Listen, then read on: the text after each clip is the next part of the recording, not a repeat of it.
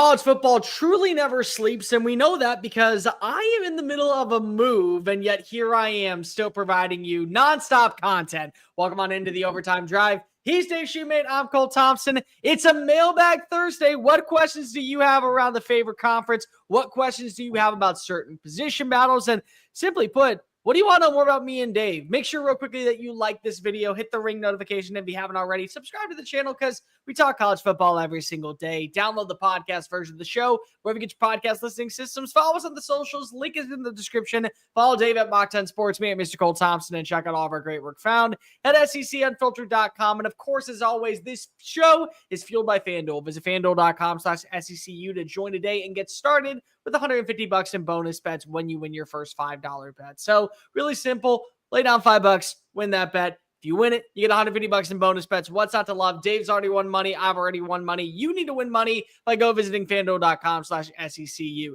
Schuster, what up, my dude? What up, Bear? Hey, we may have him in a new studio this time next week, folks. Maybe. I mean, yeah, guaranteed this time. Guaranteed maybe the next episode. Thursday. So yes, people be tuning Thursday. in to the pad of the Bear, baby. We will be able to see the cave, the new man cave, to see where we're going to be broadcasting the Overtime Drive. Fired up to see that. It's something to look forward to. It's a teaser to next episode. I say, no matter what, you need to be locked in to next episode simply because this will be one of the very last times you see me looking like I'm behind a bathroom wall. That's a given. That is something. There could be some tears, and there could be some celebration, popping the champagne for the new studio. There will definitely be alcohol involved in that one. That's for sure. Because if I did not give that up for Lent, I thought about it and I was saying to myself, I'm gonna break my Lenten rule, and I didn't want to do that. What's the best memory in that room of any segment, live reaction show? The Palmetto Bowl reaction show where we had over 1,300 people watch. We had over 2,000 best memory of you ever doing any kind of media, Texans included. Yeah, no, because Texans, I never did anything here. Texans, I still was in the studio, so I always would drive up to Houston for that one. But the Palmetto Bowl episode that we did, the reaction, that to me still is number one. We had over 3,000 people watching. Shane Beamer was actually tuned in. The comment section was furious. Rocket Sanders gave us a shout out. So, when you have something like that happen, you're going to remember these little walls and this little just space that actually heard South Carolina was actually broadcasting our live Twitter stream on the TVs on the bus back. They were on really, of course they were showing it down in Death Valley because they had to. It was like part of the losing deal. All right. So jam-packed show as we always have for you on Thursday, Mailbag Thursday. Simply put, as always, if you are watching live right now, number one, make sure you are subscribed to the channel and give the thumbs up. That way you can keep up with the content. But if you have a question, you jump the line. We're going to throw you to the very top. So if you did not get into the mailbag this week and you want your question answered, just hit the comment section. We will get to it. But before we do any of that, Dave, as we always like to do, just give a quick recap of what's going on in the SEC around the conference. What do you got for me on the docket for Thursday, March 6th? We had our boy Sam Pittman bring up a little quote. I'm not going to exactly quote it. I'm paraphrase for you. Essentially, just they asked him when he's going to hire a GM. Mentioned here by probably beginning of April. Mentioned NBA, NFL guys, and I'd heard he didn't mention this. So I think some Arkansas fans think this is just football only GM. I think this is an athletics department wide GM they're hiring. Hence why he said NBA along with the NFL to kind of manage the whole revenue sharing, which they have a big meeting tomorrow. About revenue sharing, shortening the transfer portal. So you get a lot of information from that tomorrow. So that just wanted to bring that up. More GMs getting hired, going more the NFL route. Next, we got Bear. We'll talk a little bit about it, but you got to get it in around the SEC. LSU hiring Kyle Williams, former LSU player, defensive line coach, to be their new defensive line coach. One of the bigger news from a football perspective this week, certainly. I think probably the biggest news for football this week, simply because of what the value is of that defensive line. From a hiring standpoint, yes. From what I'm hearing, potentially news tomorrow would be a lot of news. But yes, right, coaching hires. Granted, there's not a lot of coaching hires this time of year, but yeah, that's what it is from that perspective. Then we got basketball. We got Auburn's already clinched it. We've already talked about that. Florida clinched the 2 seed last night. We're really shaking out the 3 seed, either Alabama or Tennessee. Both of them are locked into double buys in Nashville for the SEC tournament. So the top 4 seeds are figured out. It's just the seeding. We know the top 2. If Bama beats Auburn, Bama's the 3 seed. If Bama loses to Auburn and Tennessee beats South Carolina, Tennessee would be the 3 seed. Bama would be the 4 seed. We got some other, the 5th, 6th, 7th seeds of Ole Miss, Missouri, Kentucky, teams like that. Still shaking out the middle of that. Georgia back in the saddle again with 7 wins. I do think they need another win to get into the NCAA tournament. I think Arkansas needs another win as well. And I think Texas and Oklahoma would need multiple wins, 2+. I think 2 for Texas. I think 2+ for Oklahoma, because they're still 5-12. Even though when you're saying wins, are we talking about regular season wins or are we talking about tournament? Conference. Okay. So not the SEC play 18 tournament. Conference games. So right now, Georgia's 7-10, Arkansas 7-10, Texas 6-11, Oklahoma 5-12. And the general consensus, Bear, was if you got to 7 in just the 18 conference games in the regular season, you were pretty safe, especially a team like Oklahoma came in undefeated in league play. Sure. But now, if they beat Texas on Saturday, it's still only 6 wins. They're going to go win 2 games in Nashville at the SEC tournament, like I mentioned. I think Texas 2 more, and then I think Georgia, Arkansas. If Georgia wins this week, if they beat Vanderbilt, they're certainly in with 8 wins. I think they're probably in already. I think Arkansas would feel a little more comfortable if they got one. They host Mississippi State. So, again, I think I was talking down a little bit from – I thought people were crazy saying 13. I think with the bubble teams kind of doing the Undertaker waking up in the last minute of the match against Kane or Mankind coming back up here in these midweek matchups with Texas or Arkansas, Georgia, Oklahoma, all like winning within the past week, kind of having spur of the moment wins just when you thought they were dead. 13's possible. I still think it's probably lean towards 12 now. I went up 1, Bear. Think it's going to end up being 12, but Nashville should be a fun one next week. But not a lot to settle this weekend, though. It's kind of are the 12 going to be a surprise Oklahoma go on a run and then they knock out a Georgia? I know. I don't think Oklahoma will.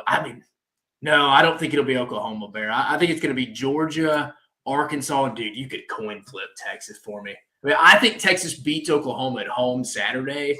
Yeah. Give them 7 wins. But they didn't have the toughest non-conference schedule and didn't collect many big wins. They lost to UConn, lost to Ohio State, very meh kind of games that aren't bad for you. But I think they would have to go win one in Nashville. And it's funny, if the tournament ended today, I think I'd have to go. I was looking at it earlier. I think they would be playing Georgia. They would be playing Georgia at this tournament. That would be a big game. So, no, a lot of action.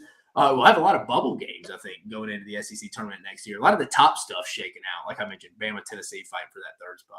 What I find really interesting is because of the upset win by Texas A&M on Tuesday and then Ole Miss getting a win over Tennessee, their trajectory of where they come in the seedings has changed. So now we're talking about a Tennessee team that probably still can get a top 2 seed, but an Ole Miss squad that can jump up to a 5 seed, a Texas A&M team that can jump up to a 4 seed if somehow they were able to go on a run and make it to the conference championship. So if I'm Texas, that's a game that I really would like to avoid in the 2nd round because unlike you, I actually think that for Texas to guarantee their spot in the dance, they would probably have to win 2 games. They would have to beat Georgia or Arkansas in that 1st round, and then the next game going into round 2 for round 3. Who is that matchup against? As of today, it's either going to be against Ole Miss or Texas A&M. So I'm just saying, when it comes to Texas, I'm not ready to jump on that wagon just yet, regardless of what happens. No, it's a total coin flip to me with them. I don't feel great either way about them. They're so Jekyll and Hyde. Of course they are, but it's just like Texas. Now, again, I'm also not one of those people that's saying, let's fire Rodney Terry and belt him into the sun and bring in another mid-major coach for us to what? Finish Bring with Chris 9 Beard back, folks. Yeah, because that's going to go over great down in Austin with those people. Like, review, hit subscribe. If you're just joining us now, as we always do on Thursdays, it is the Mailbag episode. This is your show. The thing that we did with the Overtime Drive was we wanted to give you content that you could have a role in. So we didn't care what your questions were. Go ahead and email, go ahead and message us on Twitter, on Instagram. There was a mailbag set up. If you haven't already, if you're in the chat, just go ahead and join right now. Ask your question. We will get to it. This is your show on Thursday nights. But we dive on into the mailbag this week. Question number 1 comes from Duncan D. And this is why I waited to bring up the Kyle Williams news. What are your thoughts on LSU's recent hire for the defensive line? It seems like a panic move more so than other decisions previously made by Brian Kelly. It's a late submitted question there. I like it. I don't know. They got turned down by a couple of people. Randall Joyner at Ole Miss, Gerald Chapman at Florida. I think it's been a revolving door, that defensive line spot. Even going back to Jamar Cain. And Bo Davis is not an LSU thing. You just want to get to the NFL. I get it. But I think people know in the industry that this is a very political type of job right now. You got a lot of chefs in the kitchen, let's say, trying to dip their hand into the personnel. I can try to make personnel decisions in there. And Brian Kelly's probably like the third or fourth guy in that role for people. Sure. Like he's distant down the line. How he fits in, I don't know. Kyle Williams, defensive coordinator in high school right now. I mean, he was a baby bear. Do you remember him as a player at LSU? No, but I remember him as a player in the NFL, and he was a terror. Yeah, dude, beast. I mean, as you know, like phenomenal player was Ruston's high school defensive coordinator. I mean, if you've had enough people turn you down, Bear, I'll say this: why not? Like, you know, I mean, if you had enough people turn you down, if you got to get to him, sure. But I think it's more so a lot of people kind of know the lay of the land of that job right now. And it's interesting. The defensive line coach hasn't been happy there really since Brian Kelly's been there. But I mean, I think we'll see. I'm not like Kyle Williams. Yeah, we're going to turn into like 02 to 06 LSU or 07 LSU here on the defensive line. But it's like, I guess it could be worse. I mean, take a chance on a former player who does know the position, like you said, Bear, played it at a high level in Buffalo for years. I don't like it. And here's the main reason why. It's LSU. It's LSU. When they made the hire to bring in Bo Davis, I thought that was the best move of the offseason last year. And also the big reason why was because I figured, well, he's going to be here for the next 2 or 3 seasons, helping along with somebody like a Blake Baker. But when I look at Kyle Williams, it just feels like it was a move that was rushed because they wanted to get somebody in and they wanted the politics added with it. Now, I'm not saying that there's anything wrong, and I could be completely disingenuous when it comes to Kyle Williams, and he may be able to put out really solid overall defensive line production this year. They could finish top 5 in the SEC in tackles for losses. But I just look at how I felt about Bo Davis, a proven guy that has been able to build defensive lines throughout the world of college football at so many different avenues. He fixed Texas as they were going on a run to the college football playoff. And you're bringing in a dude who's a defensive coordinator at a high school. And I understand at some point, people just turn you down. You got to turn somewhere. But I'm looking right now when we talk about the future of LSU in a year where I am trying to figure out if LSU can actually be a player. I want somebody proven. And it could be from a group of 5 school. It could be from a lower tier defensive coordinator to bring on in. It could be from an FCS level. But a Kyle Williams felt like it was, he fits the culture, he fits the mold, he's going to be able to recruit certain players because he says, hey, remember when I was here, when I was back in 2003, 2004, and we were one of the most dynamic teams in the SEC, we were a terror. It fit for what was needed. And from a political standpoint, yeah, it's a good move by Brian Kelly because Kyle Williams is beloved out in Baton Rouge. He's beloved in the state of Louisiana. He's also one of the greatest defensive linemen to ever play for Louisiana State University. But I just feel like in a year where we're trying to figure out how good can this team be? How good can Brian Kelly be in mastering the politics of the sport? This is one of those ones where the boosters, the fan base, just kind of put down the arms and say, hey, let's get somebody with proven experience. Southeastern Louisiana, he knows the area. Louisiana Tech, he knows the area. We can get that dude and we'll pay him a lot of money. That's just my 2 cents on it. I get that. Greg Baker comes in with an actual question. Greg says, which school has the best overall home field? That's a good question, advantage Greg. if you had to combine all 3 sports? You sound a lot more intelligent than Charlie Baker down in Indy. What are you thinking? Man, which school has the best overall home field court advantage if you had to combine all 3 sports? All 3. So what am I talking about? Football, basketball, obviously. What's my third one? I will just say baseball. Let's just do baseball to be fair. I mean, I'll answer this real fast because I got mine locked in. I think it's Tennessee. I personally think it's Tennessee, top to bottom. I think Tennessee has, in my opinion, the best atmosphere for football outside of maybe Death Valley in college football. Like, yeah, I'd probably go Tennessee. Yeah, it's on its own level. Basketball arena, the Summit, it's great. I'd probably say second A&M. I would say the Summit just recently, we saw the comeback win, the game winner by Tennessee. Baseball is getting a revamped stadium in this upcoming year. So we know that they're finally putting their money where their mouth is and spending money there. It may become the best baseball stadium in college athletics. I think Tennessee is a triple threat. And Tennessee also can say that they went to the college football playoff, went to the postseason. went to the probably the college baseball postseason. So you add all three together, depending on how they finish in terms of record for the SEC in basketball and baseball, I think that's an easy argument. I'll agree, and I'll push a little bit back on A&M. I think Florida at its peak. But Florida, Condon Park is not it's not a hostile place to go play baseball. They're just good. But basketball and football, 100%. The Swamp and Ben Hill Griffin Stadium, and then what's the basketball arena? The Odo O'Connell Center. Yeah, the Odo. Yeah. Trade. And when I grew up, it was O'Connell Center. Now it's the Extra Center, I think, or something like that. The way that Chris broke it down when he was at the game on Saturday, it felt like it was one of the most ravenous atmospheres to where when Florida is at its peak, it's incredibly hard to win a game there. That's and then we know what the Swamp is. We know the stories about the Swamp. We know what the Swamp has been for decades on end when it's at its finest level. It is one of the most toxic, hostile environments. So much so that fans were booing Billy Napier off during a don't drink and drive ad. I mean, like, that's the type of level that we say. Under the radar one here, though, no one would guess this. Mississippi State, if they're good in football, and all three can be hostile. Is it because of the cowbells that start freaking annoying? I mean, a little bit, but it's their advantage. The hump in basketball gets loud when they're good, and then Duty Noble is really Duty Noble is. I will give you this. I think Duty Noble is one of the better college baseball arenas that I've been to in my life. I will say I like Duty Noble. I do. I think it's a pretty good one. All right. Question number 3, I guess now. Speaking of which, Rebecca A. writes in, love the show. You guys give great insight, but why are you always negative on Mississippi State? What has the program ever done to you to make you feel that way? No, Bear's the guy hates. He goes around unscrewing cowbells. Okay, well, for starters, the cowbells were really annoying. When you're in the press box and you're working and you're trying to meet a deadline and they are blaring the cowbells and you're in the corner, it just drives you nuts. So that already is why probably I have a negative feel around Mississippi State. The other thing is that I was very bullish on the hire of Jeff Lebby.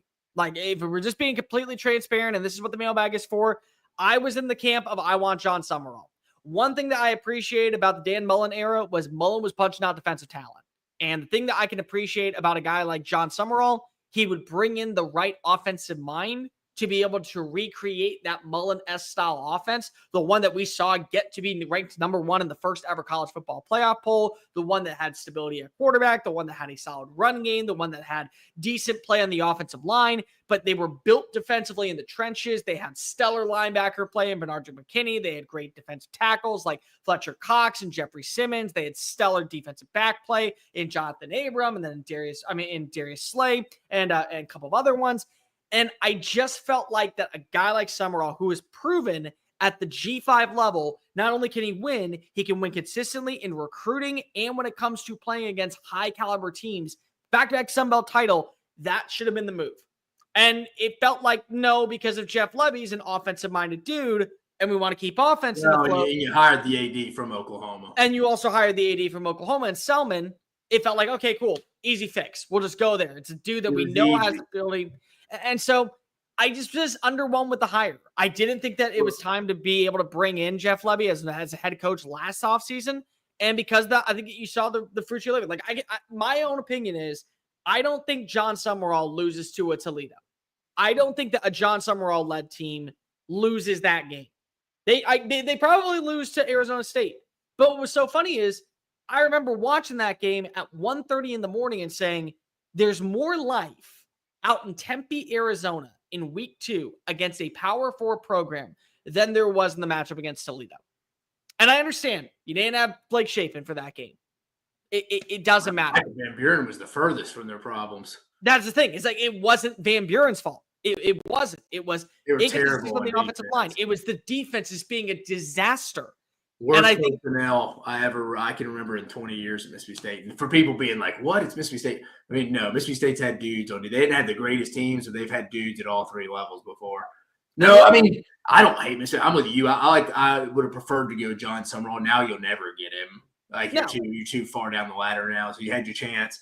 Thought Lebby was the easy thing to do by Zach Selman. I mean, let's be honest. Zach Selman wants to get back to Oklahoma. His dad was – a high up there. I mean, that's where he graduated from, I think, if I remember right. He inevitably wants to get out there. But this Levy hire is going to make or break that for him. If this doesn't turn out where they're at least going to bowl games, that's the expectation of Mississippi State. And I always give Mississippi State fans credit.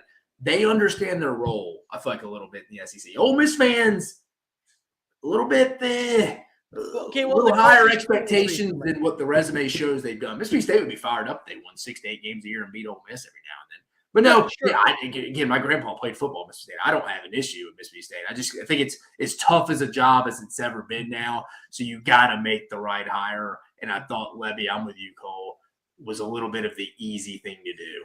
It just felt like when they hired Levy, what they did was they said Zach Selman wants to hire his OU buddy rather than go make a hire that could actually put you in a great spot for the next 3 years. Because these next 3 years, and I've always had this rule, and this is just the way I think personally, you have a 3-year period to change the narrative around your team, positively or negatively, when 2 or more teams enter a conference. So when Arkansas was at its peak, it was right before A&M and Missouri joined.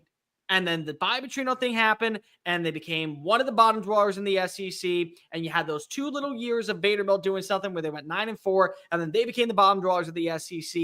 So that became the narrative around Arkansas and Vanderbilt.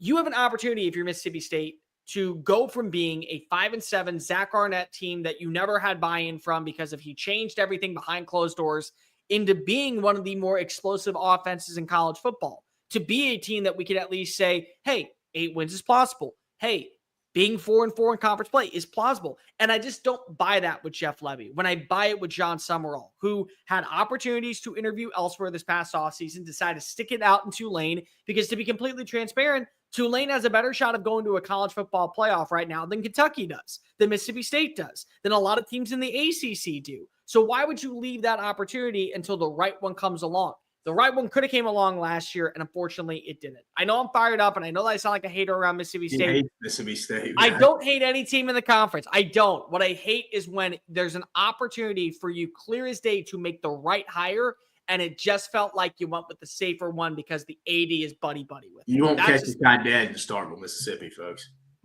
Question number 3 comes in from Dustin S. Which team is set for the biggest step forward, and which one is set for the largest setback in 2025? We'll go forward. The Auburn Tigers, naturally, coming off 5 wins. I think they got enough talent, especially on the defensive side, if they can get Jackson Arnold figured out at the quarterback spot, or just the quarterback spot figured out. Sure. I think Mississippi State Auburn makes a big increase. So I'm going to go Auburn, biggest riser. Who's going to plummet a little bit here? That's a little harder, I think. Because you can't really say Kentucky. Don't hate me, Columbia. But you don't know what Columbia. Missouri, do not hate me. I'm going Columbia, Missouri. I'm going Missouri here. I don't know. Really? I think it's going to be tough to match 9, 10 wins. I mean, it's honestly a compliment to what Drink's done the last 2 years. I think I could see them get back in a little bit 6-6, 7-5, a little bit realm. So I'm going to go Missouri. I agree with you. I think it's Auburn. I think Auburn's the easy answer because they portaled in really good talent. I mean, Eric Singleton's a stud at wide receiver who's already going to be joining a cascade of players in Cam Coleman and Perry Thompson and Malcolm Simmons. And they have some good running backs. I mean, Damari Olsen didn't transfer, and he's going to have an opportunity to be the number 1 back. And they brought in the UConn kid, and the offensive line is pretty decent. And the defense, they have the right coordinator in Durkin, and they have the right players in Keldrick Falk, and they have Crawford, and they have a pretty good safety play with Aquan Fagan, the 4-star defensive back that's already on campus and has been killing everybody. And they brought in the kid from Sam Houston State, the pass rusher. And there's so much to like about Auburn just on paper, but I just don't trust Hugh Freeze to get the job. It's not even a Jackson Arnold thing because of, guess what? You have Deuce Knight, who's a 4-star that was at one point committed to Notre Dame, flipped at the last second, and you brought in Ashton Daniels, who was a starting quarterback at Stanford. And honestly, he was one of the few things that I remember watching about Stanford and thinking that there was some positive direction for Troy's team. Why am I blanking on his name? Troy Taylor, the Cardinals head coach. So it's like, I trust the quarterback room. I don't know if I trust Freeze entirely, but that's an easy one. I think Texas A&M, you could kind of put in that conversation if the offense takes a step forward. Because defensively, I don't think you'll ever see as bad as a system as we saw last year underneath Mike Elko ever again. Regression. It's really hard for me to go in another direction. I think Missouri makes a case. I think South Carolina can make a case too. I think that, yes, you do have quality play at quarterback, but you have questions on the offensive line despite Josiah Thompson. How are you going to replace all the veterans on the front seven? I think that's a fair one. I think another fair one, just to be completely honest, is Vanderbilt. I think Vanderbilt, the thing with them is, do you catch the shtick? Did last year's magical run only happen because of you were able to catch fire at the right time? And Diego Pavia, people know how to play against him a little bit more. The run game is very docile. The way they have to replace 4 starting offensive linemen, they're not able to kind of regroup the benefits of that. The wide receiver play is inconsistent. The defense takes a step back with all the veterans that are gone. I could see a scenario where Vanderbilt had the 1 year of just incredible success, and then we're right back into that 3-9 range. I don't want to say that, but I could say that. I think that's a very fair one. Greg comes in again with another comment. By the way, if you send super chats, you cut the line already into number 1. One final drive to win a game. Which head coach do you want calling plays on offense? For sake of the discussion, they have to have the same QB. I'll go Steve Sarkisian. With Arch Manning? I mean, what do we get? I don't really care what quarterback it is. Okay. I was either going to go him or Lane. Yeah, I was going to go Lane. I mean, what other? I mean, I'm trying to think besides those two in the league. Yeah, dude, if it's on the road, hell no. Okay, because Greg didn't set the parameters, so it could be at home or on the road. So okay. Yeah, Greg, where's this game at? Here's the thing. Because okay, can I humor myself just for a second, Dave? What if, and just stay with me, head coach gives the play calling to Ben Arbuckle, and I'm trusting Ben Arbuckle and John Mateer. Because again, that's fair. Head coach, man. You trusting Brent Venables calling the shots on offense? On offense, probably not. Probably not. That's the thing, is that I can't trust Ben Arbuckle. I can trust Ben Arbuckle. I don't think I can trust. Brent Venables calling. Maybe Venables goes down with COVID like Nick did in the Iron Bowl in 19. And then Ben Arbuckle is promoted for that one game. Associate. I could see that. There's no DC. Brent's calling it this year, so there's nobody. You know what's an underrated one? Eli Drinkowitz. I think it's a very under the radar one because of he has called plays before and taken over for Kirby Moore on certain drives. The Auburn game is one that I think that really stands out. You get back Brady Cook. He's playing on Percocets and just sheer determination to win the homecoming game. I don't hate that one, but the top two I think are very fair. Number 1 is probably Sark and number 2 is probably Lane. I don't think you would have many an argument besides that. Heupel is probably that third place squad, right? Good question there, Greg. Carson E. writes in, who is the hardest player to replace in the SEC for 2025? I say it's Texas' Jahdae Barron, but I'm also a Longhorns fan. Which other players do you have in the mix?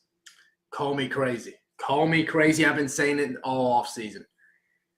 And I don't usually go this position because I think it's a dime a dozen. Why are you going to do this? I know what you're going to say. I'm going to go Rocket Sanders. Dude, I think the red zone, I think they underestimated how many times he got them right when the defensive play call was on point and Rocket Sanders just gets yards after contact, just running through tacklers like little boys, just hanging on to his. Like, go watch the A&M game. I mean, it's borderline embarrassing.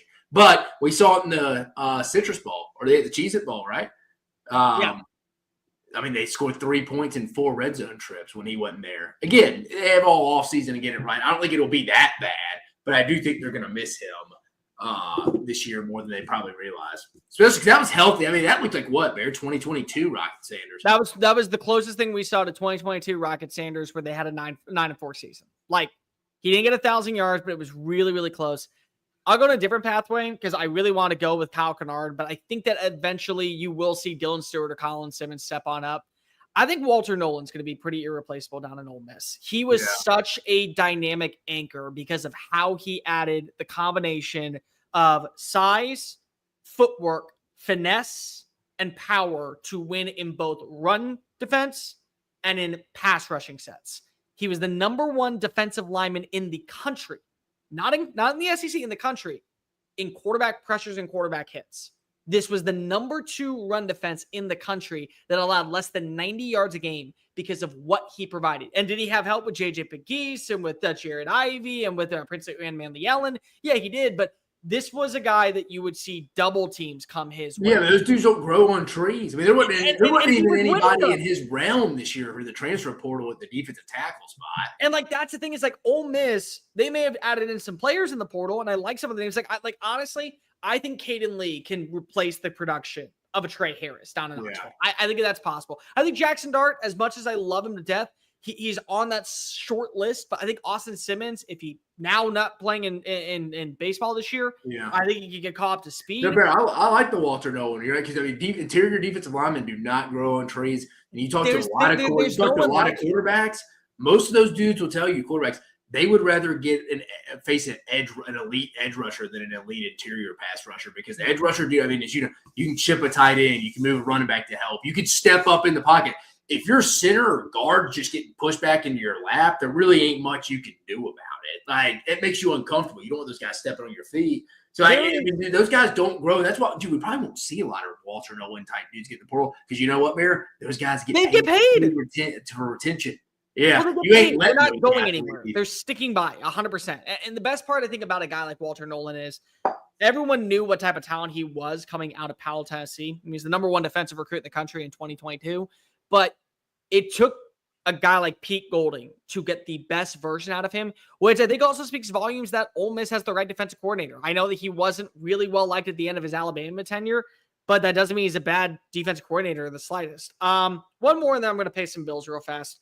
You're on a road trip with the SECU crew. So you, me, Harrison, we'll throw a Cruz Oxen Rider into this one, Chris Phillips. One of us is driving. One of us is control the music. One gets to pick where to eat. The other one you have tied up in the back to shut up. Who fits which role and why?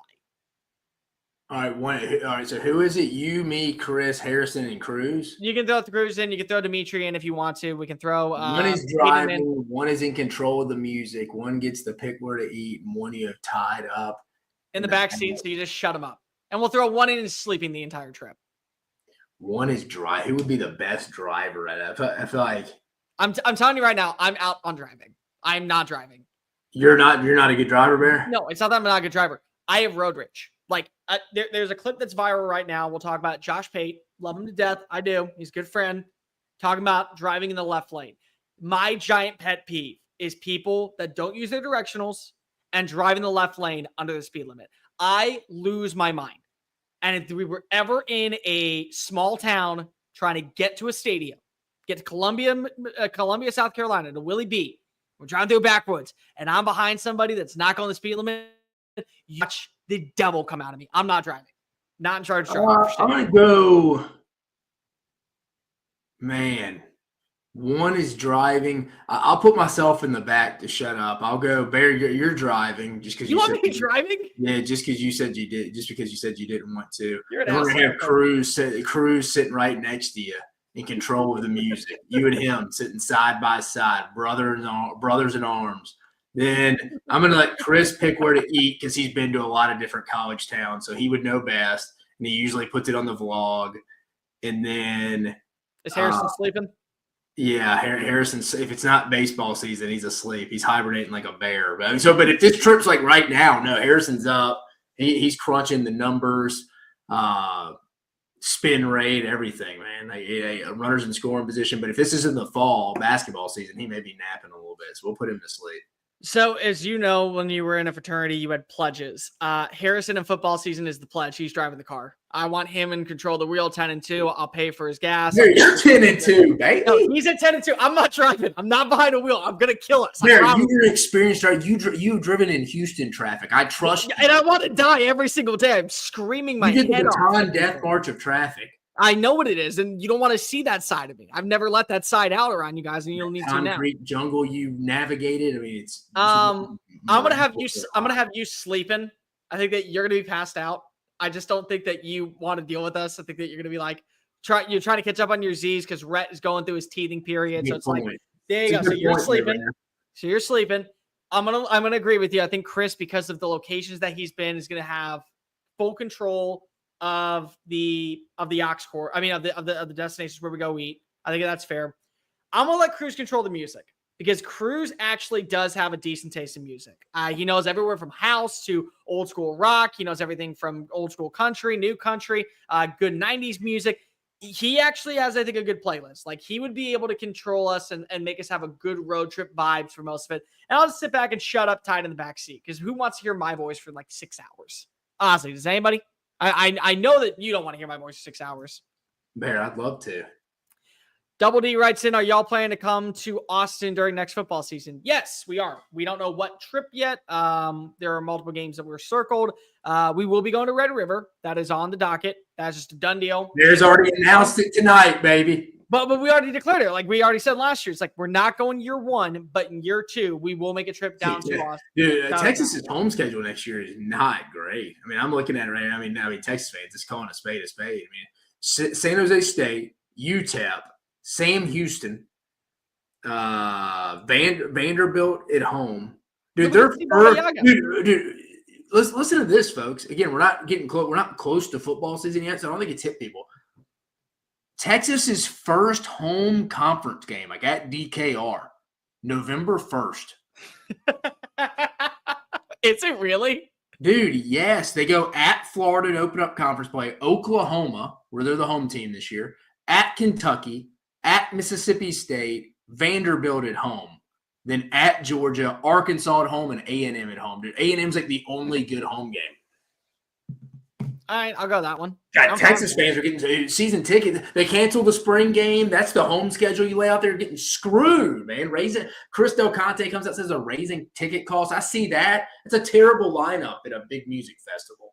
Okay, well, speaking of which, to make sure that you can afford your tickets, how about you go win some money? And you can go win some money with our friends over at FanDuel. That is a great transition. When the game tips off, the NBA action is just beginning at FanDuel, America's #1 sportsbook, because FanDuel is the home of NBA live betting. Even if you miss the first few minutes of a game or want to bet on a fourth quarter comeback, you can make your picks from first whistle until the final buzzer. Plus, you can even combine your live bets into same-game parlays for a shot at a bigger payout. However you want to play, now is perfect time to join. And if you haven't joined already, well, let me tell you, new customers at FanDuel get started with $150 in bonus bets when you win your first $5 bet. So lay down $5, win that bet. Do so next week in the NCAA tournament, or do so tonight at one of the 5-star games that we got going on. Just visit FanDuel.com/SECU to join today. It's FanDuel.com/SECU for your shot at $150 in bonus bets. Make every moment count more with FanDuel, the official sports betting partner of the NBA. Disclaimer: must be 21 and plus in select states. For Kansas, in affiliation with Kansas Star Casino.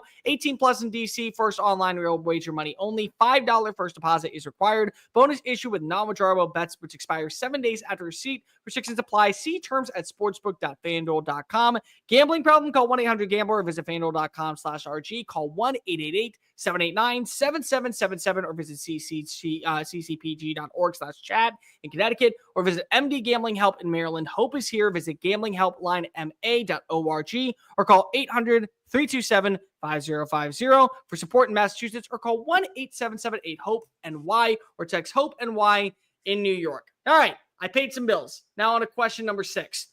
Garnet Gang IG on the Instagram reel says, Cole, I know you are a South Carolina fan by heart. Thank you very much. But is there a world South Carolina, big Columbia guy? Is there a world where the Gamecocks completely implode and miss out on a bowl game altogether? I don't think that. I don't. What I will say is there is a world, and I will agree with Dave on this one. There is a world where regression sets in offensively because if you lost Al Loggins, you don't have the same defensive players. You don't see the same type of play callings underneath Mike Shula. Lenore Sellers is the same type of quarterback, and he's not progressing. You don't have that consistent run game because of Rocket Sanders is out. Rasul Faison is a really good complementary piece. The wide receivers are good, but they're not great. They're not taking that necessary step forward. Dylan Stewart and Jalen Kilgore are really the only faces on your defense. The transfer portal players aren't coming in, and you do go 6-6. There is a world where that happens. I think. All right, but let me read the schedule for the people. For Virginia Tech, that's probably a win. It's going to be an emotional one in Atlanta. South Carolina State, win. Vandy at home. That should be a win. At Missouri, toss up. I would say win for right now. I think for like preseason category, you'd put it in a toss up. I think though. I would say win for right now, just because I have too many questions on the offensive personnel for Missouri. Kentucky at home. That's a win. At LSU. I think that's a loss. Oklahoma at home. How is Jean Mateer? That to me is going to be a big question. How is the offense? Big question. At Ole Miss. again, what is Austin Simmons? At A&M, Is Marcel Reed taking the next step forward? Coastal, and then hosting Clemson. All right, so 6. I mean, for them to get to 6-6, I mean, okay, yeah, so I'm gonna give them the benefit. They should start 3-0. Then the Missouri game, you're right. I mean, you'd lean South Carolina if you told me they were playing tomorrow. Just from what I know. Just if we're going today, 5-0, I think is a very manageable place. I think for them to have 6 losses, they're going to have to drop 1 to Vanderbilt, Missouri, or Kentucky. Probably, yeah, at least 1 there. I'm saying, well, this is worst case. My guy who asked us the question here is for them to get to 6. I mean, there's no way they start out 5-0 and lose 6 games. So I'd be shocked for that. So I mean, this has got to start off a little slow. Like maybe you drop Vandy. No, it's possible. I mean, that slate of 3 in a row against Bama, at Ole Miss, at LSU. Granted, there's a bye week involved in that. Sure. But I mean, for them to lose to get to 6, I mean, you'd probably have to lose all 3 of those, which I mean, you could, but all 3, I don't know. Then you'd obviously have to lose to Clemson. There's 5. Yeah, you're right. There's a path. There's a scenario where you start off 5-0. I think it's a combination of they don't really replace Rocket Sanders in the red zone, and some of these other teams, like Missouri's probably a little bit better than we're thinking. Oklahoma may be a little better than we're thinking. So somebody's going to be better and make the schedule a little more difficult.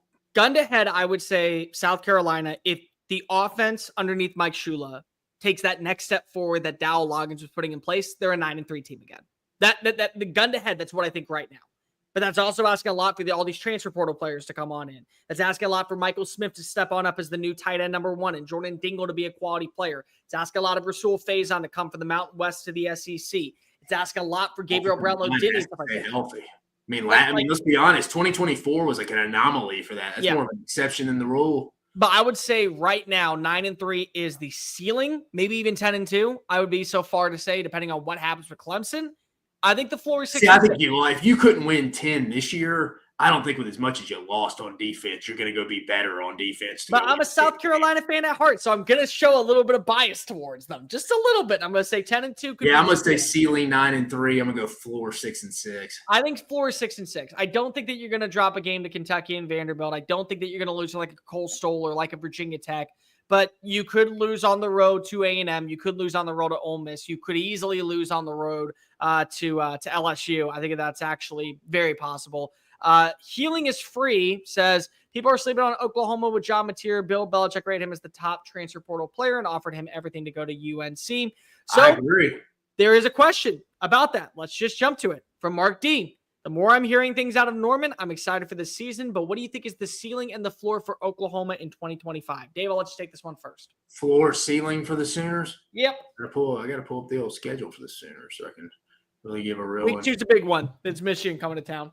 You got Illinois State, Michigan at home, at Temple, host Auburn, host Kent State, Texas and Dallas, at South Carolina, Ole Miss at home, at Tennessee, at Bama, Missouri at home, LSU at home. I mean, man, this is an interesting ceiling floor because there's just a lot of unknowns that you really won't know till September 6th when Michigan comes to town with John Mateer. You're right. I mean, I've talked to people in the industry. Their favorite quarterback in the entire portal was John Mateer. I've heard that through multiple people that have former Oklahoma quarterbacks now projected to start on them if you can put the puzzle pieces together. I think he was interested in going elsewhere, but I mean, too big of an offer and obviously familiarity. So, I mean, that'll be interesting. I mean, ceiling, they don't always think they got enough. I think they always have enough talent to go win 9 games. I'm going to go ceiling 9. I think floor 6, 5. I'm going to go floor 5, ceiling 9. I know it's a massive gap. I'll be the first to tell you that's a massive gap and kind of a fence-riding answer. But, again, there's so many unknowns. That I was like, you'd have to give me till after spring a little bit to really feel confident in that. Because I don't want to immediately say they don't – like, oh, they're not going to miss a bowl game. Well, they had a losing record this year. Man, yeah, they'll go back and bounce back and get 8 wins. I mean, there's no way they have the injury luck again. They won't be fired in OC. I mean, that's all true, but you never know with the injury. So 9, 5, I hate being that, but, like, schedule's difficult again. Just a lot of unknowns, Bear. I'll go worse than you. 10-2 is the ceiling. 4-8 is the floor. Yeah, I mean, I can see it. Because here's the thing. John Mateer is one of my favorite quarterbacks just to watch. I remember last season turning on games, CBS Sports Network, because I wanted to watch Washington State play because he was so much fun. You watch his throwing mechanics, they're awesome. You watch his footwork, it's great. You watch his mobility and his vision, and more importantly, his maturity to understand when to throw and when not to throw, all second to none.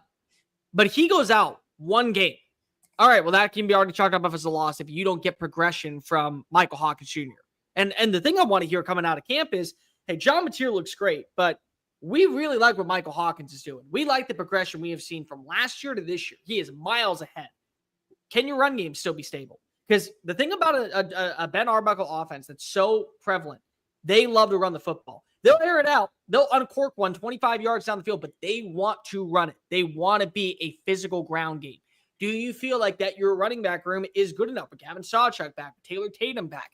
How do you feel about your offensive line taking another step forward with Bill Beatonbow? You have 70% of your offense returning, but is that a good thing after what we saw last year where you ranked 75th in rushing, where you ranked 98th in passing, 122nd in scoring, you give it the most sacks among FBS teams? Because your defense is going to get the job done. I don't worry about that. You get a healthy Peyton Bowen coming back on in. You have Maniac Williams still at defensive tackle. You have Kip Lewis at linebacker. You got some young players that they're going to have substantial roles for this team. So I don't worry about the defense. I just worry about this offense all coming together. And what if John Mateer gets hurt? All right, well, if the season's over at that point, then do you have hope that Brett Venables is still the guy? But if it all hits, if Isaac Satenga lives up to expectations, if one of your 4-star wide receivers that you brought in this year can be a quality number 2, if Deion Burks can be as advertised coming on in from Purdue, they can beat Texas in the Red River Shootout. That's always a toss-up game, in my opinion, when the atmosphere is at that level. They can hold their own against against LSU. They're going to Oklahoma this year. Alabama on the road, that's going to be really interesting. What about Missouri? How's that game going to pan out? You can win that game. So a lot of unknowns, as you said, but I think that with John Mateer as your starting quarterback, it's a lot of like, I got a preview of him. Like I've been waiting since the movie trailer came out 7 months ago. I get to see the movie this year. I'm very excited to see what that movie is. Real quickly, we have over 600 people watching live right now. So if you haven't already, make sure you like the video and also hit subscribe. Like takes 10 seconds. And the reason we're doing that is we want to know what videos hit, what videos don't, so we can give you more content, give you better content, give you what you, the people, want, like a Mailbag Thursday, which we had been asked about for years on end. Rammer Jammer 17 says, Auburn spring practice is about to be underway, and Jackson Arnold is the projected starter. Was he the biggest concern for Oklahoma last year, or were other issues the reason why he struggled? Can he actually meet the expectations in 2025? What do you think, Bear? Me personally, Jackson Arnold was my favorite quarterback prospect last year. I actually thought he was going to end up having a better year than Nico Iamaleava, so I got to eat crow on that one. The offensive line was a disaster. They gave out the most sacks in college football. He had no run game most days. Wide receivers were dropping left and right like flies. There was no balance when it came to a constant number 1 force. The tight ends made critical errors on countless occasions. They fired their play caller in Seth Luttrell that I thought was an atrocious hire to begin with. They brought in 2 guys to call plays instead of 1. It became just more mental mistakes constantly. Michael Hawkins Jr. had to have his confidence completely shot before they finally went back to him, and he ended up playing pretty decently in certain games. The Ole Miss game, I didn't have a problem with him. I didn't really have a problem with him when he came in the South Carolina game, though he did have one major mistake on the opening drive. The Alabama game, of course, we know how that went. The Missouri game, I thought the fumble at the very end where Zion Young scooped and scored, that was really his only blunder of the overall game. I don't think that he is at fault. What I will say is there is no margin of error for you to hide under when you have the best offensive line that you've played against, when you have the best cast of weapons that you could ever imagine. I mean, Eric Singleton didn't have to go to Auburn. He chose to go to Auburn because if they ended up winning the Singleton sweepstakes, and they already have 2 dudes that can be number 1s and a guy that can be a really quality number 2 in Perry Thompson. I like what they have at tight end.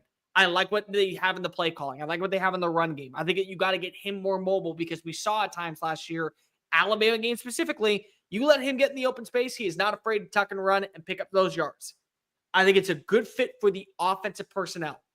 So there's no room to why he can't meet expectations. Now, what are expectations? 3,000 passing yards, 25 touchdowns, 5 rushing touchdowns, a completion percentage of 61%, and a bowl game appearance. Yeah, like, that's I my put expectation. numbers on him. I think just go win football games, man. I can give a rat. I mean, Hugh Freeze would tell you didn't care what your numbers are. Sure. I mean, you know what I mean? You just got to get them in the right play calls. Again, I really don't think Peyton Thorne was that far off. They were in situations. I think it's going to be better for Jackson Arnold this year. Again, it can't be a worse situation than he had at Oklahoma last year. You mentioned the weapons. I do think he'll be better. I think he needed a fresh start. I think you have some pretty good ideas across the board in that offensive room. Ken Austin, Hugh Freeze, say what you want about him. Pretty good offensive mind. Derek Nix over there now. So I think it can't be worse. So it's going to be better for him. I think that'll be Auburn's benefit. I could see him being a little bit of a sleeper in the league for them this year in 25. Do you think top half quarterback of the SEC or bottom half quarterback of the SEC? Could be a surprise top half. Again, I think it's too early to tell. I mean, we got to see him in the spring. But no, I mean, I think you could be top half if, again, I think you need some help. Offensive line's going to give him some room. They're going to be an improved bunch that we hadn't seen in a while at Auburn. And then obviously you got the skill set on the outside. People outside of Cam Coleman have to step up and help him. Like the video, hit the ring notification. That way you don't miss a single episode that we have here. Mailbag Thursday, as always. Zoo Train writes in, do you think Bo Pabula is the most underrated quarterback in the SEC entering spring practice? I mean, it's such an unknown. I say, can he be underrated when it's an unknown? Even for Missouri, there's so many outside of Missouri, so many unknowns at the quarterback spot for the SEC going in. There's no face. I mean, most people would probably rank Lenore Sellers and DJ Lagway when in the Arch Manning is the top 3. I mean, I don't know if anybody else would probably sneak in there if you're doing a top 3 heading into the season. Not saying, I mean, they're inevitably somebody John Mateer maybe just because he's proven. Who? John Mateer, maybe just because he's proven. But Garrett Nussmeier would be in that. Oh, I thought you said Garrett Nussmeier would be in that. No, Nuss is 3. No, Nuss would be in that. But again, there's no proven face of the conference at quarterback. Oh yeah, he's going to be first team All SEC heading into the season. Sure. I don't know, Bo Pabula. I mean, I think he's in a good spot. We talked about earlier with Drink and Kirby Moore. The continuity at that spot, I think, is going to be good. I don't know. Will Levis wasn't great. I mean, Will Levis. Who am I thinking of? Drew Aller. Drew Aller. Sorry, I was thinking of another Penn State corner. Drew Aller wasn't great at times, but I mean, it's easy just to sit here and be, hey, if he can't beat out Drew Aller, I saw him play against Notre Dame in the Orange Bowl. If he can't beat him out, then he's probably not very good. I mean, we've seen people go on and get better. I don't know. Top half, it's a good question. If you make me say right now with no information at hand, probably not. Probably 10th. Yeah, I don't know. It's a good question. Well, look at his numbers from last year to this year. Doubled in passing yards. Again, of course, they kind of had to because he played more. 5 touchdowns against 1 interception compared to last year where he had 4 touchdowns, no interceptions, a passer rating of 181 compared to 174. His completion percentage went up nearly double. It was 51.4% to 74.3%. He averaged more yards per play as a runner. He had 4 rushing touchdowns. He had 3 runs of over 20 yards. That was really promising. He also had, I think there was 2 games where he rushed for 29 yards. And there was a role for him. If he improves as a passer with Kirby Moore and he's able to kind of hone in on more of the mechanical things that make a passer really stand out, he was making the right decisions when he was in State College last year. And he didn't have help at wide receiver. He's going to have better help at wide receiver. Kevin Coleman comes on in from Mississippi State. I think that was one of the more underrated moves of the offseason. I like Jamal Roberts. I like what they have with Ahmad Hardy. I think they have some younger guys I want to see more from, like Joshua Manning. If he can end up having a big spring and they can build that relationship, Marquise Johnson's got burners. He'd be big. Brett Norfleet, again, he's a really good tight end. He just couldn't stay healthy last year. It's one of those where I don't want to say Bo Pabula is what I thought about Taylor Green last offseason, where, hey, Bobby Petrino handpicked him. Said that this was going to be a kid that comes on in and delivers us to an 8-win season. And then it's turnovers. It's constantly a roller coaster of emotions. I don't want to jump the gun, but I will say there is something that stands out at least about what Pabula's upside can be. I really do think that when you add in his mobile assets, the way that Brady Cook had it, and I think he's got a better arm than Brady Cook, he's just got to be properly developed. But if he takes those steps forward, it's very possible, because you already brought this up, Dave, there really is no pecking order outside of maybe the top 3. You can go 4 and 5, Nico and Arch if you wanted to, but even still, you have the questions with them. It's a top 3 and then Best of luck to the rest of the open field in the SEC, if we're being completely honest. Yeah, man, it's an unknown, man. I don't think there's a right or wrong answer as we sit here right now. Tommy T asks, I want to know more about you both. So you guys are watching the 3 same movies. Weird question by Tommy Tuberville. All right. 3 movies that you can watch for the rest of your life. Which are they? For the rest of my life. Rest of your life. There are only 3 you can pick. You gotta have them. You don't have that list figured out in your brain? Shoot, dude. Movies I've been watching right now recently are all kids' movies. Moana 1 and 2 would be in the top 3 right now. Would you want? Do you like Moana? I don't mind Moana. It's not bad for a kids' movie. Man, that is a good question. I'm gonna go Sandlot in there. Okay. I'm gonna mix it up a little bit. I'm gonna go Casino. I like that movie. I like mob, gangster stuff, The Sopranos. I know that's not a movie, and then finally, I'm gonna go Wedding Crashers. It's a classic comedy, one of my favorite movies. Go see it 1,000,000 times. Owen Wilson, Vince Vaughn, phenomenal. Vince Vaughn's one of my favorite actors. I'm gonna go that one. I think it's the under the radar one. Hall Pass, great movie. Speaking of Owen Wilson, you like that one? I can't stand that. Dude, it's hilarious. I don't like it. Jason Sudeikis' character annoys the crap out of me in that one. Dude, it's hilarious. It's a humor. No, okay. Well, here's what I will say. I'm glad you picked a comedy because I think you need a comedy for the rest of your life. I think the greatest comedy ever written is Superbad. Personally, I think that it is top notch. Superbad's a good movie. Acting, it is the best movie. I will pick that as my comedy.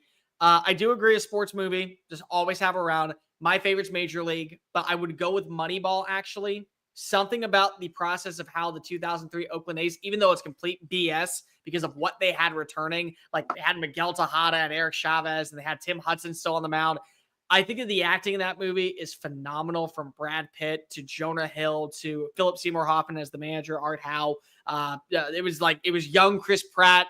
Robin Wright's in the movie from House of Cards. I think it's really good. Chris Pratt. They were trying to make Chris Pratt a first baseman, right? They were trying Scott Hatterberg. Yeah, I mean it's a real thing, but it's like all I see is Andy Dwyer from Parks and Rec.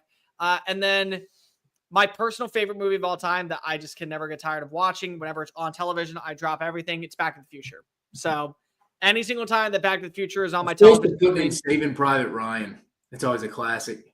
So, like, the one that was on the outside looking in was Cinderella Man. Like, I love that movie with Russell Crowe. That's one that I've always just grown towards. It was one that my grandfather and I had a great relationship with. But you need a comedy. Superbad's mine. You need a fun one. I mean, you need a sports movie. I like Moneyball. Just, again, it keeps my mind thinking. And then my favorite comfort movie, it's Back to the Future. And by the way, I don't need to see the other 2 because of they weren't supposed to be sequels. They were supposed to be a one-off movie, and it got so commercially awesome that they made 2 and 3. So I like Back to the Future. It's good. I think it's a little overrated though. You're the worst. All right, Richard. I hit business. Got to keep your mind straight with casinos, or you can get your kneecaps broken. Got motivation in The Sandlot. Take you back a little nostalgic days back in your heyday. And then, like I said, you got your comedic relief and Vince Vaughn cracking you up. I will say Vince Vaughn's rants are still probably the best part of any comedy movie. Whenever he just goes on those tirades, those long-winded soliloquies, that to me is second to none. Richard M. writes in, rank these 5 coaches on the hot seat in order of fire to save. Sam Pittman, Hugh Freeze, Mark Stoops, Brett Venables, Billy Napier. Rank these 5 names on the hot seat in order to fire to save. I'll go. Who's number 1? Man, you could put a lot of these guys. I'll tell you who number 5 is personally. I think 5 is Mark Stoops. Yeah, I think 5 is Mark Stoops too. I'll go. I'm gonna go fired/retire. Sam Pittman at 1. Brett Venables 2. Hugh Freeze 3. Napier 4. Mark Stoops 5. I will go Pittman 1. I think that's fair. I'll go Napier 2 because I think that there's some real expectations that after what we saw last season with how they were able to get signature wins over Ole Miss and LSU to close out the year, the buy-in from the locker room, having another top 10 recruiting class, having the quarterback, all of the money that they started adding in with the transfer portal. I feel like that they expect at least 7-5. I'm not saying that they expect to be a national championship contender, but if they underwhelm again and they lose bad to A&M on the road and they lose to Miami bad on the road, I could see that happening. I'll go probably just because of I think that there's so high of expectations for a change and so many fans are frustrated with him. Venables 3. Freeze should be higher in my opinion, but I think Freeze gets the benefit of the doubt because of number one, so many freshmen had to play that I don't think were ready to start last year. So they kind of factored into the 5-7 finish. They didn't go out and added a quarterback. That also factored in. Guess what? They added in 2 quarterbacks, and then they added in the third one. And then Stoops. The thing with Stoops is just like, he's safe because I think there's what the expectations are at Kentucky are now back to get to a bowl game. Can you get to 6-6, maybe play against a Tulane and win that one, and we go 7-6 every year? Like, I think his buyout's too big, and he ain't walking away. Well, that's the thing. He's not walking. Like, unless Iowa comes in and says, "Hey, Ferentz is retiring. We got a plane waiting outside for you to go to Des Moines." He ain't leaving. Like, and the buyout's just ridiculous for what Kentucky would have to pay. It's a little too rich for my liking. Hogstar writes in, is there any reason to watch Arkansas football anymore? Every year I get set up for frustration and disappointment, and now I'm sick of it. I'm just going to go focus in on basketball and baseball. I'm going to be honest here. I think it's bigger than an Arkansas football thing. I think it starts at the top of the administration there. I think it's Hunter Yurachek, and I hate saying this, but they need another AD. They need another athletics director who's going to invest in football. I mean, there's a lot of people that didn't even get bowl bonuses, dude. I mean, they're cutting a lot back in the athletics department. I think they're in survival mode. They're very comfortable right now in football. I think they're just comfortable being that 6-7 win team. Again, I think Arkansas got to be a very tough job in 2012. Well, once A&M got into the league, it hurt them from a recruiting standpoint. Yeah, only LSU and them for years could talk to Texas kids and be like, "Hey man, you want to stay somewhat close to home and come play in the SEC?"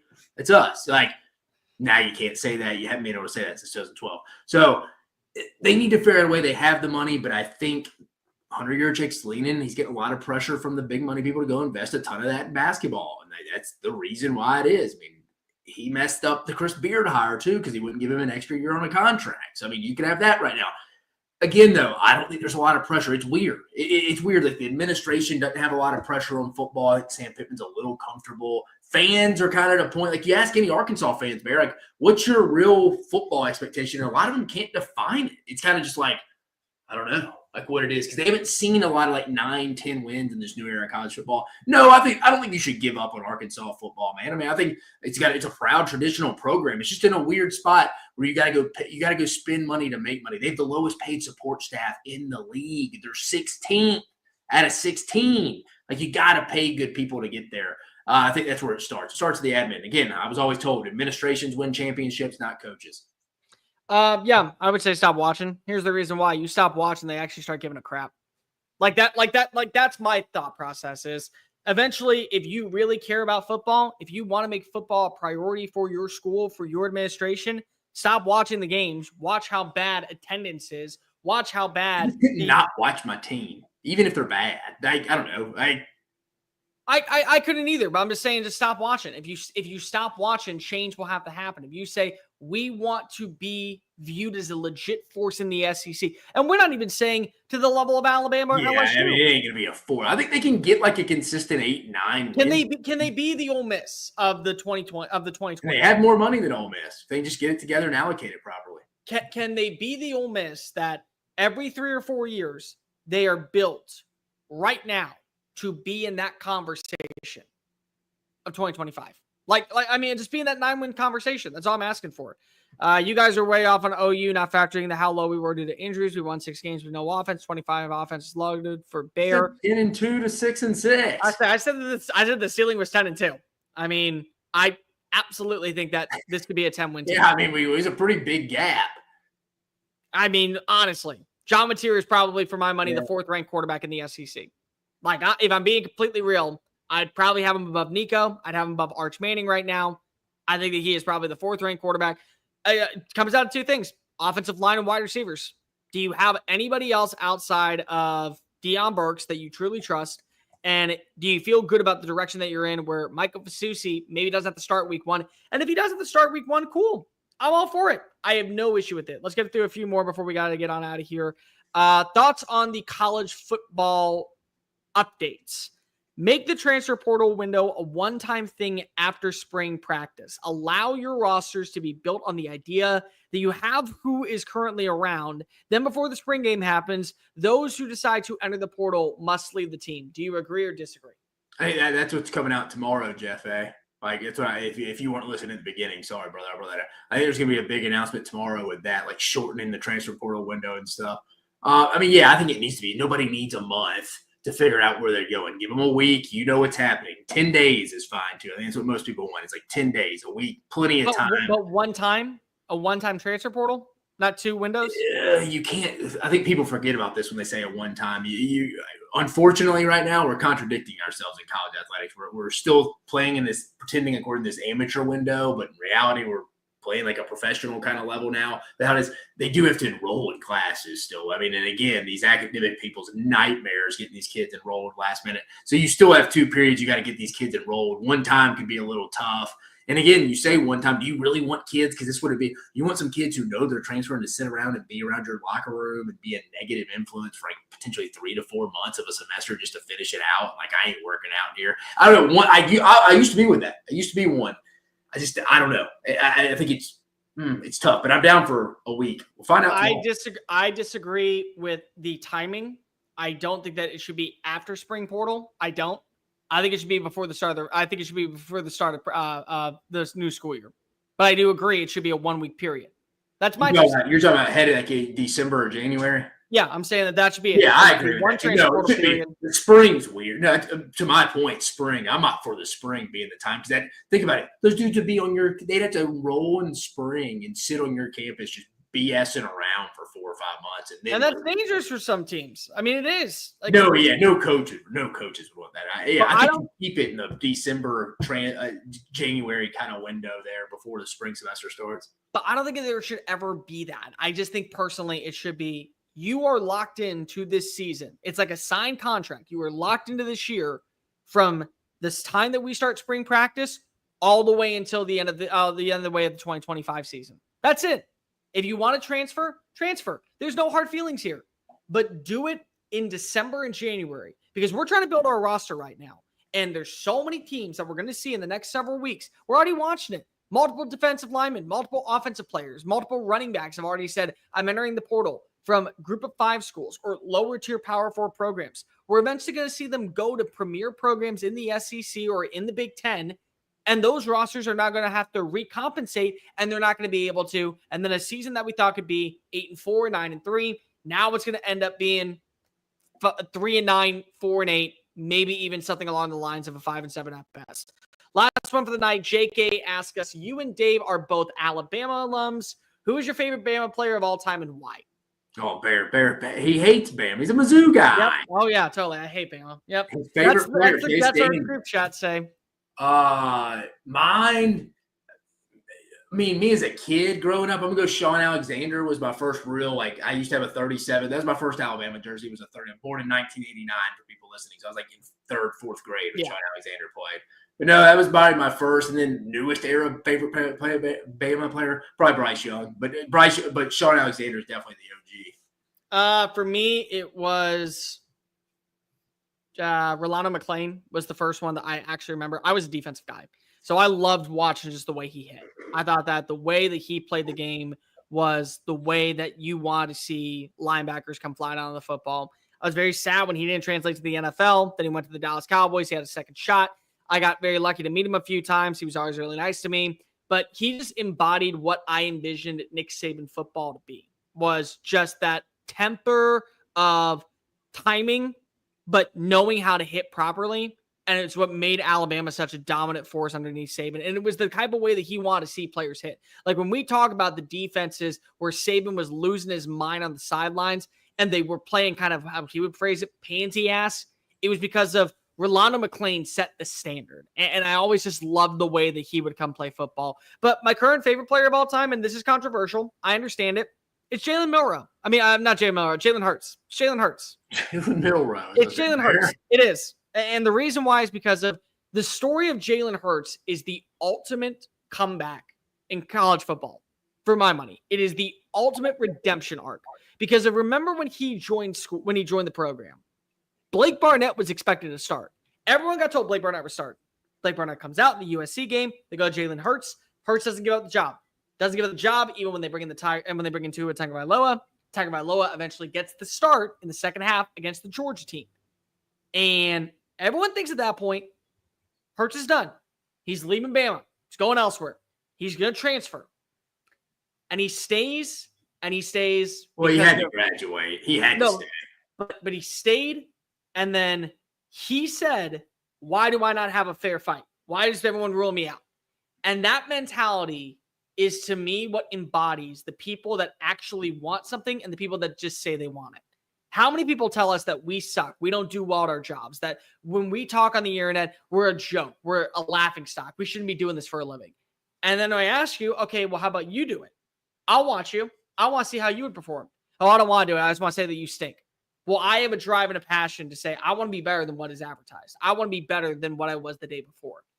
And that mindset of Jalen Hurts resonates so much with how I live my life, with how I act in this profession, how much I care about this craft, how much I want to give you guys great content every single day. And for him to be able to walk out of Tuscaloosa, being able to claim, I got my redemption against Georgia in that matchup for an SEC championship, and I was the reason why we won. That, to me, is the ultimate feel-good, I can say I conquered the demons moment. And I'm always going to claim him for that. Because if Alabama doesn't go to a national championship without Jalen Hurts, Alabama does not win the SEC championship against Georgia without Jalen Hurts, the way that he carried himself throughout that entire process is the way that I try to live my life. So I see so much of Jalen Hurts in how I go about life that is very Jalen hard. Hurts won the Super Bowl because of you, Bear. Yep, 100%. All right, that's it for the mailbag. If you haven't already, make sure that you go and follow us on the socials. That way, when the mailbag appears, you can be in it next week, because we will be doing this throughout the entire offseason leading up until week 1. Before we get out of here, we do the hypothetical question of the week. Dave, I'll let you pick this one, so you describe it. What injury took away like a big win, a championship from any team? Maybe not even your team, but what injury? I'll have two here. I'm going to say if Colt McCoy, I tell Alabama buddies this. Yeah, I'll say just pick the Colt McCoy does not get hurt, Texas would have beat Alabama in that championship. You could tell the vibe. Texas was locked in. Bama's Super Bowl was just the game before. They planned all offseason to go get revenge against that Florida team. Bama looked like they kind of won the championship in the SEC championship game. If Colt doesn't get hurt, he wins. And I'll say this, John Mechie, Jameson Williams don't get hurt. Alabama beats Georgia in the technically the 2022 national championship of the 2022. So you're saying my two. So the torn ACL in the Natty and the SEC championship torn ACL. Yeah, if they have their two receivers. Yeah, hell, even if Jameson Williams doesn't get hurt, they would have won that game. I agree with you on 2009. I think that Colt McCoy doesn't get hurt in the opening drive. Texas wins, and Texas wins convincingly. And what's going to be really interesting is, how do we view the Saban legacy? Do we see that team win constantly as many titles, or does it take a little bit longer? Is their first title in 2012 rather than 2009? Do they not win 6 championships underneath Saban? Like what is the vibe? Both programs went in opposite directions. And again, does that change the pathway for Texas? Does Texas end up landing a couple more players? Does a guy like Garrett Gilbert not lose his confidence, and eventually his legacy is completely different in Austin, and he never goes to SMU, which does that hurt when it comes to certain other players that we saw over the time? Is Mac Brown around, and we never get to Charlie Strong? And if Mac Brown retires, what happens after that? Do we go? Yeah, Mac probably doesn't get fired in 13. I'll say so that. He probably ultimately something happens, but not in 13. It's little things like that matter. And then 2019 Alabama with Tua Tagovailoa's hip injury. I'll die on that take. Well, they were already out of it when he got the hip injury. You mean the ankle? They already lost LSU when he had that. That was it. Okay. The tightrope against Tennessee, I think. Okay. Well, no, because would they have been able to go as the 4th seed? No, LSU was undefeated. Once Bama lost LSU, I think LSU had to lose twice for the title. Yeah, I mean, still, that team to me probably could have. I honestly feel like that would have been one of those games to where I could see it happening. But you're right. I mean, it's 2022 Alabama. It is. I don't think enough people understand just how important John Mechie was in the slot and how physical he was as a blocker. And what he would do. How bad the receivers they had at the end of that game was. I mean, you had Billingsley, a Jai Hall out there dropping the ball like it was their job. It's fair. Is there another one that you could think of, just like off the top of your head? I mean, our guy Chris Lieberman I don't remember that game, bro. I'm sure that's factual. I don't. Again, as before my time, Troy Aikman when he got hurt playing Oklahoma versus Miami. I'm sure. I'm trying to think if who doesn't get hurt in a specific game. I guess you could say Lenore Sellers against LSU this year. I mean, it's fair. Look, okay, fair. Could they have gone on a run? Because they would. Okay, because here's the thing. So let's humor me, and then we'll close on this. South Carolina, they win. They are probably the 11 or the 12 seed. Yeah, 10-2. Yeah. So as the 12 seed, they would be playing Texas. At the 11 seed, they'd be playing Penn State. Do you believe they could beat Penn State? On a given day, yeah, because the game would have been at Happy Valley. I think that would have been a really good game last year. That would have been the best game, I think, of the first round. Yeah. I think that if they would have played Texas, it would have been a one and done, personally. And at worst, I think if they would have eventually lost to Ohio State, I think if they would have beaten, I think if they could have gone to a national championship if they had the schedule against they took SMU spot. I fully believe that. If they win that game, and they never got Boise in the second round, if they win that game and they would have been the 11th seed, there would have been a shot for them to beat Boise, beat Notre Dame, beat Penn State, and play for a national championship. You're pissing off the Garnet. I'm sorry, but like at the same time, the Garnet's allowed to be pissed off because of when you look back at that play, when you look back at the officiating, that is the one time, and I completely agree with you, they shouldn't have blown a 17-point lead, but that is the one time when you really and honestly go and let the play happen. Let it happen. Fans in Columbia are allowed to be as furious as all hell about that for as long as they live. Now, I'm not saying that they would have done anything. They could have lost in the first round to Penn State. You could have watched as Drew Aller had the performance of a lifetime. You watch as the running back room ends up blowing up. You could have seen that. But they didn't even have a shot to show what they were made of because they were left out, because of the injury. And by the way, if you allow the injury to happen where Jordan Travis can affect the outcome of Florida State not being in the playoffs, you should allow the same outcome to happen to where if there was a 9-3 conversation, Lenore Sellers missing that half did factor in, and ultimately they probably should have been in the postseason. Just my 2 cents. Let Bear make the case for him, baby. I always will. We have over 600 people watching, but we are about ready to be done. I'm going to throw this out here one more time. Make sure that you like the video, hit the ring notification, subscribe to the channel. It takes 5 seconds, and it doesn't cost you anything. We want to give you the best content possible. So, like the video, hit the ring notification, follow us on the socials, link in the description. Follow me at Mr. Cole Thompson, at Dave Shumate SEC. Make sure you check out for the mailbag next Monday when it drops so you can get into the mailbag questions on Thursday. We'll be back on Monday. I probably will still be sitting here. I may be sitting inside my new office, inside the house. But for Dave Shumate, I am Cole Thompson. Take care, everybody. Have an enjoyable weekend. Make sure that you're kind to everyone and be safe out there. You never know what can happen. Peace.